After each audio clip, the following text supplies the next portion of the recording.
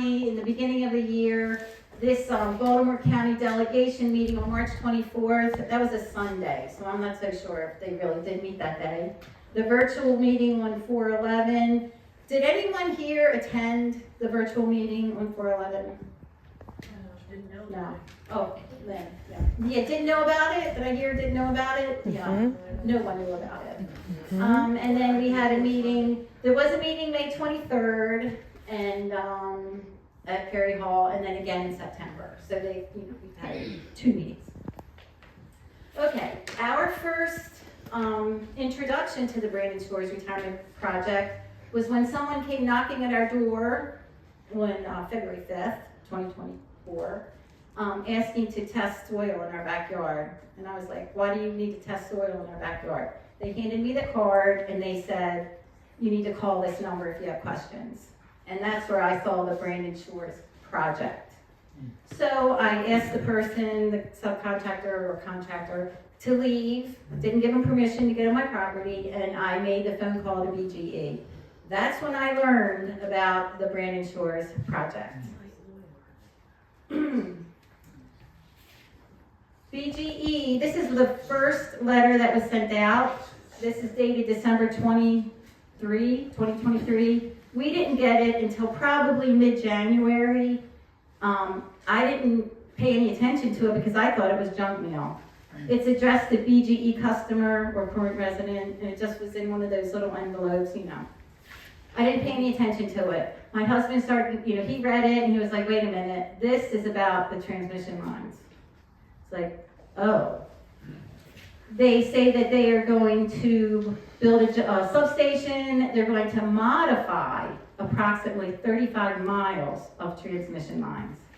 Well, they just modified the transmission lines in 2021. So it's like, they're thinking, what are you going to modify? So I called BGE, and they were nice enough to come to the house and explain the project to us. They told us they had a website that they set up, and this is a project video that's on their website, and it says coming soon. That's been like that for a year, and there's nothing there. They have lots of maps. They're always sending this map to show us the right-of-way.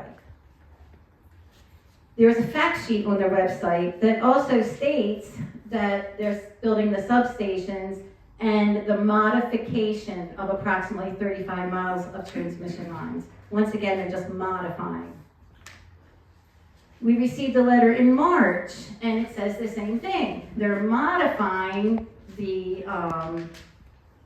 transmission lines. But they tell us they're going to have a meeting April the 8th at the library. So it was like, well, good. Finally we get to, find out more about it.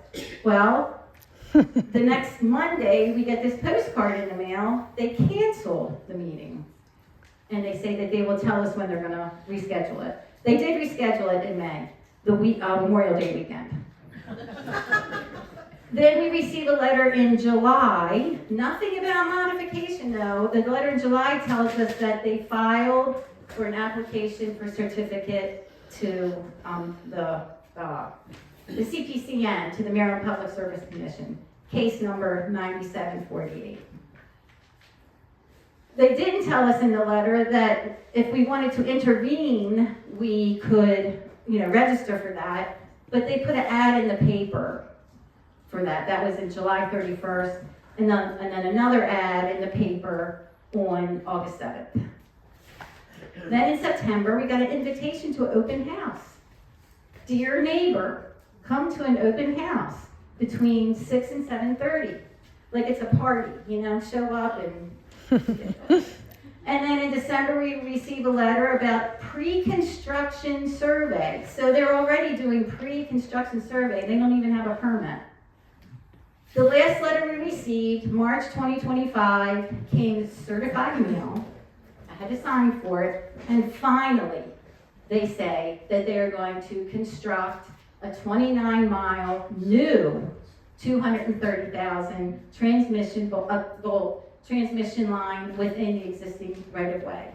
So for a year, they're talking about modifying, really not a lot of information on what they're really doing. They're doubling the towers, doubling the lines.